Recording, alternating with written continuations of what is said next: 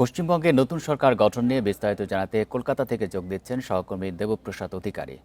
দেবপ্রসাদ, 10টায় তো শপথ গ্রহণ অনুষ্ঠান হবে, কি পরিস্থিতি দেখতে পাচ্ছেন? সেখানকার সর্বশেষ পরিস্থিতি জানাবেন।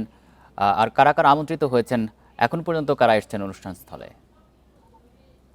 দেখুন, সকাল থেকেই ব্রিগেডের যে প্রস্তুতি সেটা কিন্তু চলছিল এবং ইতিমধ্যেই ব্রিগেডের অর্থাৎ বিজেপি যারা কর্মী সমর্থক তারা বিভিন্ন জেলা থেকে তারা আসছেন। কারণ এখানে প্রধানমন্ত্রী আসছেন এবং সেখানে স্বরাষ্ট্রমন্ত্রী আসছেন এবং বিজেপির যারা নেতৃত্বে যারা বিজয়ী হয়ে এসেছেন তারাও কিন্তু এখানে থাকছেন। যার কারণে বিজেপি কর্মী সমর্থকদের ভিড় আপনি দেখতেই পাচ্ছেন যে এখনই বিজেপি কর্মী সমর্থকরা এখনো প্রবেশ করছে এই ব্রিগেড প্যারেড গ্রাউন্ডে এবং সেখানে তারা যেটা বুঝতে চাইছেন যে প্রধানমন্ত্রী নরেন্দ্র মোদী 200-র বেশি সার্ভিস ও ফিচারে লেনদেনের সব বিকাশ অ্যাপে সম্ভব।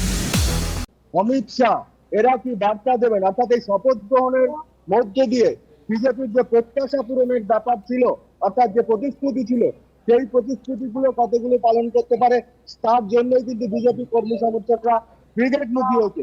অন্যদিকে প্রস্তুতি কড়া আদর্শত নিরাপত্তায় ব্রিগেড প্যারেড গ্রাউন্ড একেবারে ঘিরে ফেলা হয়েছে। সেখানে মঞ্চ করা হয়েছে আলাদা আলাদা। প্রধানমন্ত্রী এবং স্বরাষ্ট্রমন্ত্রী এবং ভাবী মুখ্যমন্ত্রী শুভেন্দু অধিকারী একই মঞ্চে থাকবেন। অন্য মঞ্চে থাকবেন 20টি রাজ্যের মুখ্যমন্ত্রীরা, এদেরকেও আমন্ত্রণ করা হয়েছে।